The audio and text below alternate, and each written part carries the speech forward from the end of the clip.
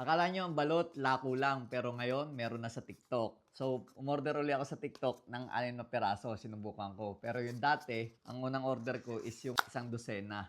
Ito yung original na hindi spicy. Meron kasi nito na spicy. Flavored na kasi to. Kagandahan dito, nakalagay sa vacuum sealed. Ang gagawin nyo lang, papainitin nyo para mainit yung sabaw. So, kukuha tayo ng 3. Kumuha na ako ng painitan. Mainit na tubig. Yan. So, ayan o. 3, kayang-kaya natin yan. Ito yung pangatlo. Siyempre, kombinasyon na natin ng suka. Alright. Ganito ang laman nyo. Daming sabaw. Sarap. Hindi siya spicy. Yung nakaraan mix yung na-order ko. Pwede namang mix eh.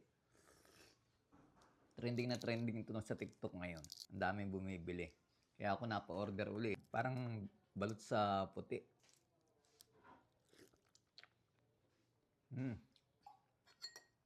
Sarap.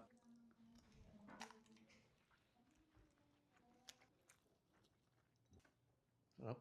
Ganito siya kalaki. Isang buo. Pangatlo.